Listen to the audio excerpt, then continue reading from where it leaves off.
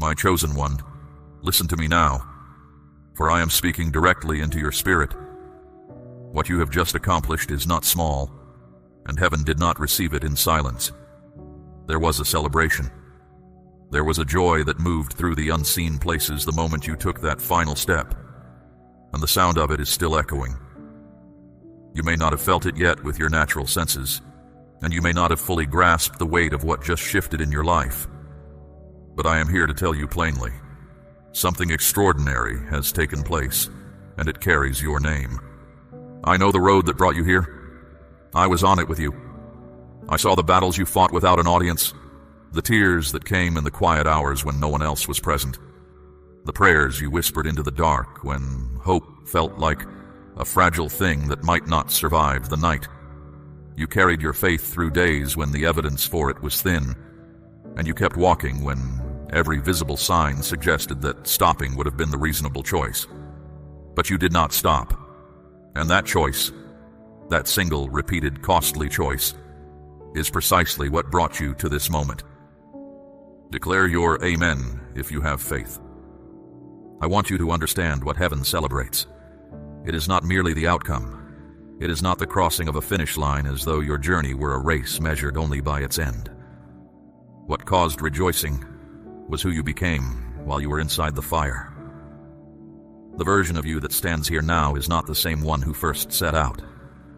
Something was formed in you through every season that tested you, through every moment you chose trust over retreat. That forming is what I was after. That is what makes what comes next possible. The destination matters, my precious one, but the transformation that happened along the way matters more than you know. I tell you now, with the full weight of my authority over your life, nothing you walked through was without purpose. Not the delays that felt like abandonment. Not the closed doors that left you standing in hallways of uncertainty, wondering if I had forgotten your name. Not the losses that made you question whether the promises spoken over your life still held. Every single one of those moments was purposeful. I do not waste the seasons of my children. I never have. What looked like a detour was a preparation. What felt like a punishment was a curriculum. What appeared to be the end of something was, in truth, the making of you. There was a time when you questioned whether I was paying attention. I know you wondered if your silent endurance carried any meaning at all. If your quiet faithfulness was simply falling into emptiness with nothing on the other side to receive it. Hear me clearly, my beloved. I was never absent from a single one of those moments. I was present in the silences. I was close in the hollow hours. I counted every act of trust you extended without reward. I held every prayer that left your lips before the words had fully formed. Not one of them was lost. Not one of them failed to reach me. And all of them together have been woven by my hand into the gift that is now beginning to open before you. Something is rising in you now. You may feel it already. A steadiness that was not there before. A quiet that does not depend on your circumstances being resolved. A confidence that does not need to announce itself because it is rooted somewhere deeper than performance. That is what I placed in you through the fire.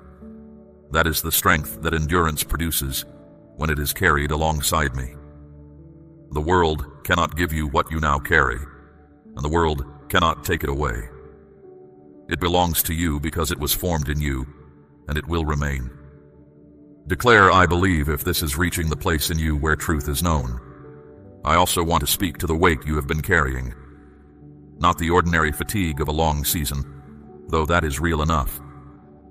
I am speaking of the deeper exhaustion, the kind that settles into a spirit that has endured without visible evidence of its endurance amounting to anything. The weariness of hoping and not yet seeing. The tiredness of giving and not yet receiving. That weight has not gone unnoticed. I have seen it on you. And I am telling you today that what you have been carrying is beginning to lift. Not because you found more strength to bear it, but because the season that required that particular endurance has served its purpose. It is completing itself. What follows will ask different things of you. My beloved, I looked at you in every moment you felt invisible, I know the nights when you wondered whether your presence here truly mattered, whether the things you hoped and labored for were meant for you, or for someone more deserving, more prepared, more whatever it was. The fear told you that you were not. Those whispers were not truth. They were the voice of the wilderness trying to convince you that the wilderness was your home. It is not. You were never meant to settle there. I led you through it for a reason, but through was always the direction, never around and never back. And you are through. Now hear what I am releasing over your life. I am bringing restoration to the places you had quietly stopped expecting to recover. I am repairing bonds you had begun to grieve as permanently lost. I am opening doors in corridors where you stopped knocking because the silence had taught you that knocking was useless. Stop letting the silence have the final word. The silence was not rejection. I was preparing what was on the other side of those doors to be worthy of your arrival. I was making it match not who you were when you first began to knock, but who you are now. You are arriving at what was always meant for you, as the person the journey made you, and that changes everything about what you are able to receive and carry well. My precious one, I am asking something of you right now. I am calling you to make a physical act of trust, to place a portion of what you hold into the work of this kingdom as a holy declaration. This is not merely an offering, it is proof. It is the act by which your hands say what your heart already knows, that I am your source, not your circumstances, not your own striving. Release a significant seed into this mission right now. Put the weight of your trust upon the altar. The depth of your release will meet the depth of my response, and what you sow in faith, I will return to you transformed. I want to settle something about who you are, because the long season behind you has done something to your sense of yourself, and I will not leave it unaddressed. When a person walks through difficulty without resolution, for long enough, something subtle begins to happen in the story they tell themselves about what they deserve, what is possible for them, what they are permitted to hope for. Quietly, almost without noticing, the borders of expectation begin to draw inward. Less, smaller, safer. You have done this, my beloved, and today I am undoing it. I am recalling the full story of who you are, not the edited version that your pain revised, not the diminished version that fear constructed when hope began to feel dangerous. The original, the one I authored before your trials had any say in the matter. That story says this: you are deeply valued. You are not valuable in some general, interchangeable sense, but specifically and irreplaceably valued, in the way that only I, the one who made you, can value what they made. You are chosen, not as a consolation, not as a second thought, but with clear intention, with genuine delight, and for a purpose that your failures did not revoke and your struggles did not diminish. Now I want to speak about the blessings that are moving toward you, because they are already in motion, and I want you to have eyes to receive them when they arrive. Some of what is coming will feel unexpected, not because you do not deserve it, but because it will arrive by ways you did not anticipate, through doors you had not thought to open, by the hands of people you had not thought to expect anything from. Do not let the unexpectedness make you suspicious. I work in unexpected ways because I am not limited to the channels you can see. When something good arrives in a manner you cannot explain, receive it. Let it land. Do not hold it at arm's length to protect yourself from the risk of losing it. Trust me to sustain what I give.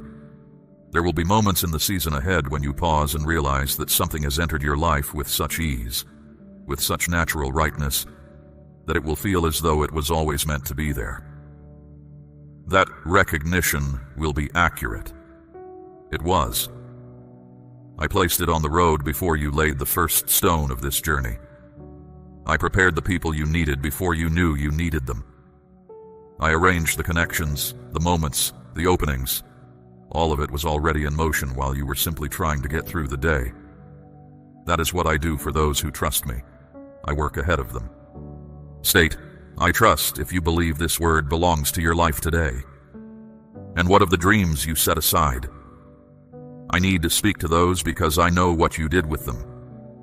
The aspirations that once burned with great vitality in you. The ones that the length of your waiting and the heaviness of your endurance slowly persuaded you to stop tending. You did not abandon them entirely. You folded them up quietly and stored them somewhere deep, in a place where they would not be seen and therefore could not be disappointed again. I want you to bring them back out, not all at once, not with the urgency of someone trying to recover lost time, but with the gentleness of one who is beginning to believe again that what was placed in them was not placed there by accident. I do not put desires in a spirit that I intend to leave unfulfilled. I do not stir longing in a heart I created, and then turn away from that longing as though it does not matter. What you carried in those dreams was placed there by me, for reasons that the waiting did not cancel, and the difficulty did not erase. Some of what I have been doing in the silence of these past seasons was precisely the preparation of the ground into which those dreams can now be planted again. And this time, the soil is ready. This time, you are ready. Not the version of you that first dreamed those things, but the one who was formed through everything you carried since. My precious one, I want you to know what shifts when a spirit fully surrenders the need to carry its own weight and rests in the understanding that it is held.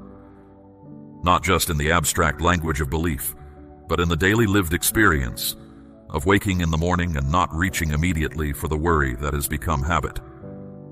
Not performing peace, but possessing it. Not pretending that certainty exists where uncertainty is real, but being genuinely unshaken beneath the uncertainty, because what lies beneath is solid, and it does not move. That is what I am building in you now, not a spirituality that performs well in easy seasons, a foundation that holds in every kind of weather. I know there are people in your story who did not see you clearly, who formed their assessments of you based on what they observed in your most difficult seasons, and whose words, whether spoken aloud or communicated in the quiet of their absence, told a story about you that was incomplete and sometimes unkind. I want you to leave those assessments where they belong, in the past and in the hands of those who made them. You do not need to go back and correct the record. You do not need their revised opinion to confirm what I have already spoken over you. Let your life move forward into what is opening, and let what I do in and through you in this new season be the only testimony you require. The joy I am bringing to you now is not the loud surface kind that depends on everything going well. It is the deeper variety, the kind that knows how to exist quietly even in imperfect conditions, that shows itself not in every circumstance being favorable, but in a settled peace beneath all circumstances. It is the kind of joy that comes out in the way you breathe differently, in the way the weight of your days no longer sits behind your eyes, in the way you find beauty in things that once passed you by unnoticed, because your spirit is no longer too exhausted to receive them. That joy is growing in you right now, not as something you have to manufacture, but as something that is arriving. Declare, "I receive this today," if your heart is open to what I am bringing. Let me tell you what you are stepping into, plainly, so that you can hold it and walk toward it with intention. You are stepping into a season of visible fruit from invisible roots. Every prayer you sowed in the dark is now coming up through the ground. Every sacrifice you made when no one was watching is becoming the foundation of something that others will eventually be able to see and stand on. The hidden faithfulness is becoming evident provision. The unseen endurance is becoming undeniable testimony. What was planted in secret is coming up in the open, and the harvest will not be small. You are stepping into a season of clarity. The confusion that once clouded your understanding of where you were going and why, that fog is lifting. Not all at once, but steadily, the way early morning light does not arrive in a single moment, but increases until you realize you can see things that were hidden an hour before. Decisions that once paralyzed you will begin to resolve themselves with a peace that your mind will recognize as guidance. The deep knowing that rises when I am directing you will become increasingly familiar, increasingly easy to distinguish from the noise of fear and the advice of those who do not see what I see. You are also stepping into a season of restored connections and new ones. Some of what I am releasing into your life comes in the form of people, specific souls whose paths are being brought to yours with intention. Not every person who enters your life in this season will carry equal weight, but you will know the ones who are sent by the quality of peace that accompanies their presence. There will be no striving in those relationships, no exhausting negotiation of worth, no wondering whether you are truly wanted. They will carry the mark of what I prepared, which is ease, depth, and a mutual recognition that something is right. My precious one, you have endured long enough to know that what I am saying is not empty comfort, given to make the difficulty feel smaller. You have walked through enough to know the difference between a word that merely soothes and a word that carries actual weight. I am speaking with weight now. What I have declared over this season of your life is not a feeling. It is a fact already established in the realm where I work, before it arrives, in the realm where you live. The victory I am confirming for you today was settled before you heard these words. Your name is on it. Walk toward it, as one who knows it is already theirs. My beloved child, do not look back. Not with longing, not with regret, not with the hope that returning to what was familiar would feel safer than moving forward into what is new. The old season is complete. It has done everything I sent it to do in your life, and it is released. What lies ahead was built for the version of you that the old season produced. To turn back would be to carry the harvest of years of formation back into the field where the forming happened, and that field no longer belongs to this part of your story. Your face must stay forward. Your feet must keep moving toward what is already waiting. I am with you in every step, not observing from a distance while you navigate the way on your own, but present, immediately and completely present, in the way that I have always been present with those who trust me. When the road turns in directions you did not expect, I am already in the turn. When doors that seem important to you remain closed longer than you think they should, I am in the waiting too, and I am doing something there that will only become visible when the door finally opens. Trust the whole of the road, not only the parts that feel like progress. Every part is progress, even the ones that do not look like it. There is one more thing I want to say, and I want you to hold it long after this word is ended. You are not a person to whom things simply happen, acted upon by forces larger than yourself, carried by currents you cannot control at the mercy of outcomes you cannot influence. You are a chosen one. That is not a title of passivity. It is a declaration of active divine purpose. You were selected before the foundations of the world were established, equipped with everything your specific calling requires, and placed in this exact moment of history because this moment needed what only you carry. The fire you walked through was not incidental to that calling. It was the making of it. Everything is in order. Everything is prepared. Everything is ready. Walk forward now, my beloved, in the full weight of what you are and what you carry, with your head lifted and your spirit open and your hands ready to receive what is already on its way. Heaven has confirmed your victory, not as a future hope still suspended in uncertainty, but as a present reality being established in your life right now, in this breath, in this moment, in the very step you take when you leave this place and move into the day that is waiting for you. My precious one, let me speak now about the nature of divine timing, because it is one of the things I most want you to understand as you move into this new season. You have lived through delays. You know what it is to pray and wait, to believe and not yet see, to hold a promise while the evidence for it remains somewhere out of reach. And during those seasons, The enemy of your soul worked tirelessly to reframe the delay as denial, to make the waiting feel like rejection, to convince you that the silence between the promise and its fulfillment meant the promise was never real to begin with. I tell you with absolute certainty, that was a lie. Every single time. My timing is not slow. My timing is precise. There is a difference between a promise that is delayed and a promise that is being prepared. What you were waiting for was being shaped. The people who will be part of it were being positioned.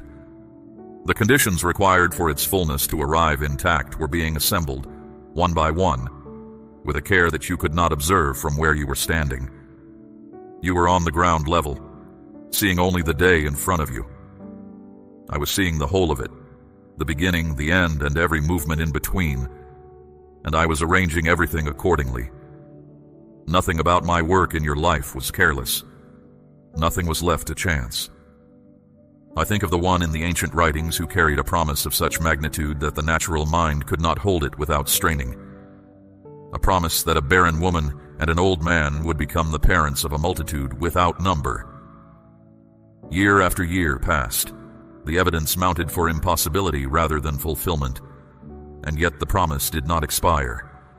The promise could not expire, because what I speak does not answer to time the way mortal things do. My word does not age. It does not diminish. It does not become less true with the passing of seasons. And when the appointed moment arrived, it arrived with everything it was always meant to carry. Nothing was missing. Nothing had been lost in the waiting. The fullness came. I tell you this because I want you to understand what has been kept for you in the waiting. Your promises were not sitting somewhere losing their potency while time passed. They were held by my hand, complete and intact, moving toward their appointed season. And that season is now. Not next year. Not when you have done more to deserve it. Not when you have prayed more, worked more, proven more. Now. In this season, in this turning, in what is already beginning to unfold in the practical terrain of your daily life. The promises are arriving. Receive them without apology. There is also a word I must speak about fear, because fear has been a companion on your road that I am now asking you to part ways with. Not the natural alertness that keeps you wise in difficult situations, that I gave you, and it serves you. I am speaking of the deeper fear, the one that has taken up residence in the places of your spirit where trust was shaken. The fear that good things will not hold.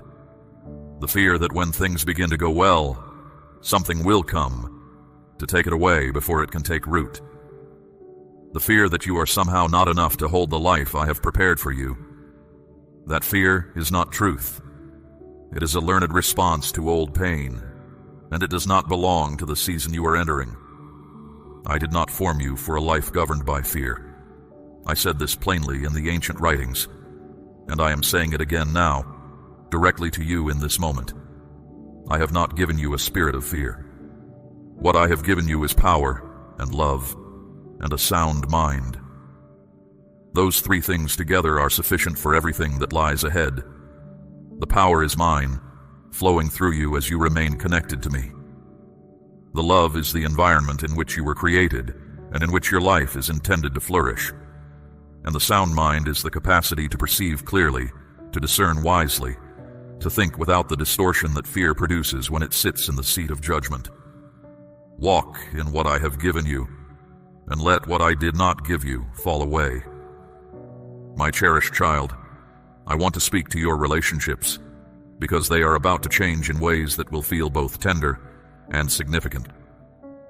Some of what enters your life in this season will come in the form of people, souls specifically prepared to walk alongside you, not because of what you can offer each other, but because of what I intend to build through your connection. You will recognize them by the quality of peace that accompanies their presence. There will be no performance required, no exhausting presentation of a version of yourself designed to earn their approval. They will know you, and what they know, they will welcome. These connections are not coincidences. They are appointments.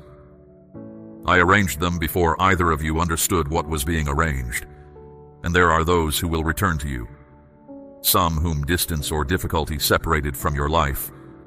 I am restoring those bonds where restoration serves what I am building in both of your lives. Do not be surprised by what comes back.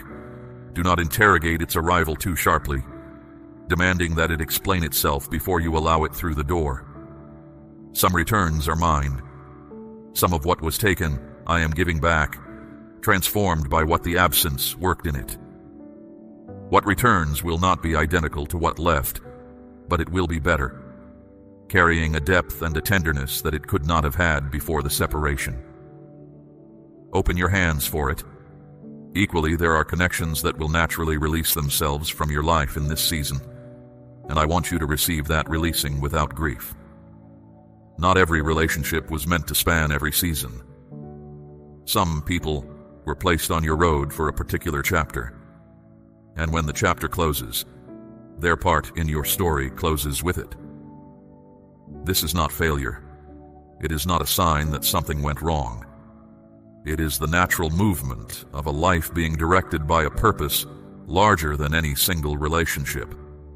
Let what releases, release. Bless it as it goes, and make room for what is coming, which is more fitted to who you are now than what it is replacing. I want to turn now to the question of purpose, because I know it has lived in you for a long time, sometimes with clarity and sometimes in seasons of deep confusion. There have been times when you felt the weight of a calling you could not fully articulate, a sense that you were meant for something specific that you had not yet found the language for. And there have been other times when the uncertainty of that calling made you wonder whether you had imagined it, whether what felt like purpose was simply the self-deception of a heart that needed to believe it mattered. It was not self-deception. You were formed with intention, for a purpose I established before the foundations of the world, and that purpose did not waver when your understanding of it did. I do not revise my intentions, because the vessel I chose is taking longer than expected to step into them. I form the vessel until it is ready, and then I release the purpose through it. You are that vessel. The forming is largely done. The readiness I required is now present in you. Not the perfection that fear told you was necessary, but the genuine depth of character that only a road like yours can produce. The purpose is ready to move, and so are you. What that purpose looks like in practical terms will unfold over time, and I will make each step clear as you need to take it. I do not ask you to understand the whole of it before you can move. I ask only that you take the next step that is visible, and trust that the one after it will become visible as you move.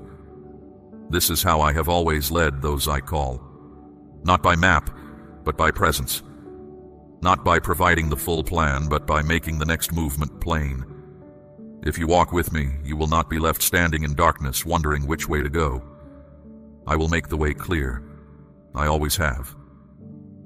My beloved, let me speak now about provision, because it is one of the practical territories where trust is most often tested.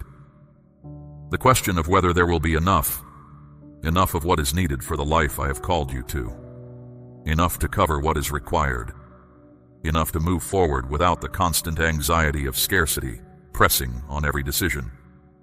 That question has lived in you with some weight, and I will not speak over it as though it does not matter. Hear me. I am your provider, not as a metaphor, not as a spiritual concept to be appreciated in the abstract while the material reality remains uncertain, as the actual, reliable, never-failing source of what you need. I own everything.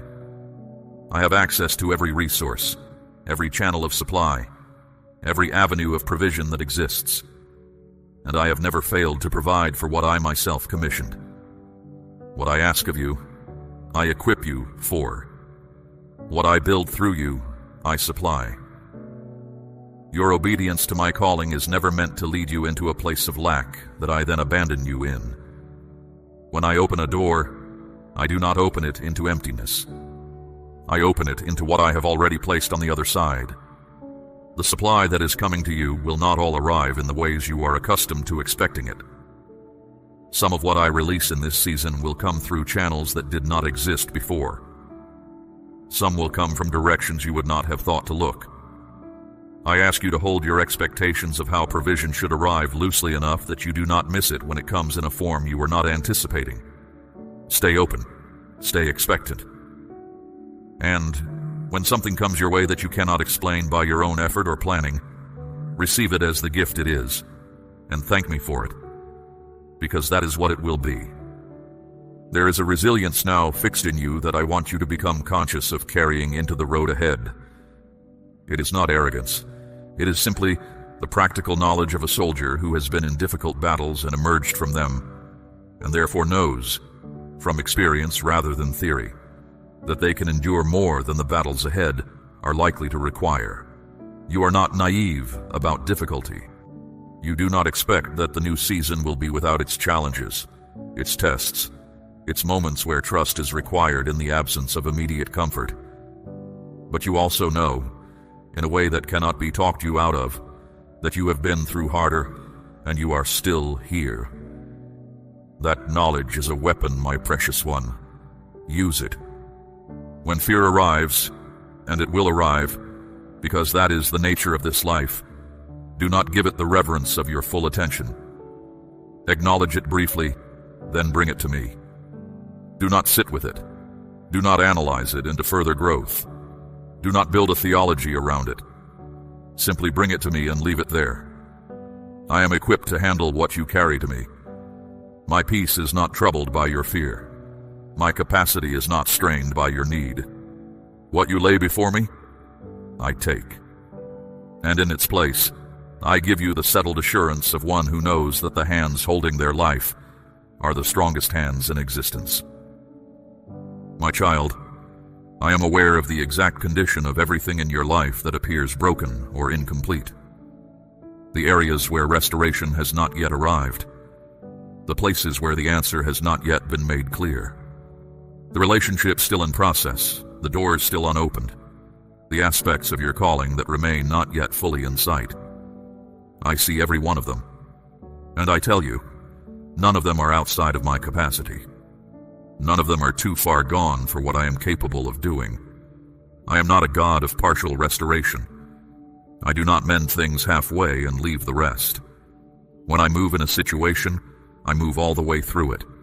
When I restore fully. When I heal deeply. Trust me with every incomplete thing in your life. All of it belongs in my hands. What is ahead of you is greater than what is behind you. I do not say this to diminish what you have been through. What you endured was real, and it cost you genuinely.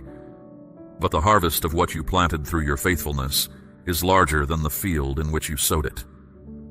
The return on the trust you extended in the dark is more than proportional to the difficulty of extending it. I am a God of abundance, not of exact equivalence. I do not return to you merely what the journey cost. I return to you transformed, multiplied, made more fruitful by having passed through my hands. This is what is coming. This is what your name is on. My precious one, there is something I want to say about the way you see yourself, because the long road you have walked has a habit of leaving marks on the inner mirror, the one through which you read your own reflection and form your conclusions about what you are capable of, what you deserve, what is reasonable to expect from your life. That mirror, in some of its parts, was distorted by what you endured. The image it gave back was smaller than the truth, diminished in ways so gradual you may not have noticed the shift, only the result. A quiet pulling back of expectation, a careful management of hope, a learned wariness about believing too fully in things that might not materialize. I am adjusting the mirror. I am speaking the truth of who you are into the parts of your self-understanding that the wilderness revised without permission. You are not too small for what I have prepared. You are not too damaged by what you have been through to carry what is coming. You are not too late, too behind, too far from the place where these things are possible. You are exactly who I always said you were, before the difficulty, before the delay, before every voice that offered a diminished version of your story as though it were the authoritative one. My version is the authoritative one, and my version says, you are chosen, you are capable, you are called, and the time of what I prepared for you is now. I want to speak as well about the quietness that is coming. Not the quietness of a life made smaller, but the quietness of a spirit that has stopped striving and has learned to receive. There is a kind of busyness that takes hold of those who have survived long seasons of difficulty. A compulsive movement that mistakes activity for progress, that cannot sit still because sitting still feels dangerously close to the vulnerability that the difficult seasons exploited. You may have developed that pattern. Many have, who have walked the road you have walked. But I am calling you into a different rhythm now, one where the doing flows from the being, rather than the being defined by the doing. Rest is not the enemy of purpose. Rest is what sustains purpose over a lifetime. And I am asking you to let it come. Consider the way a field is managed by one who understands the land. There are seasons of planting, seasons of tending, seasons of harvest, and there are seasons of fallow, when the field is given over to rest, so that what has been depleted can be replenished, so that what has been taken from the soil can be returned. That season of fallow is not laziness. It is not a failure of vision or a surrender of purpose. It is the act of a wise steward who understands that the land can only give what it contains, and that what it gives must be replenished if it is to continue giving. I am calling you to receive replenishment now, my beloved. The field of your spirit has given much. Let me put back in it what your faithfulness drew out. This does not mean inactivity. It does not mean that your hands are to be still in every sense. It means that the driven, grinding quality of effort gives way to a different quality, one of obedient movement, step by step, as I make each step clear, rather than the frantic generating of motion out of the anxiety that nothing will happen if you stop pushing. Stop pushing, my precious one. Start following. There is a vast difference between the two, and the season ahead will teach you that difference in ways the previous one could not, because you were too focused on surviving to learn it. Now the surviving is done. Now the following begins. I want to tell you about the kind of day that is coming for you. Not a specific date on a human calendar, but a kind of day, the quality of morning that arrives in a life that has rounded the corner from endurance into flourishing.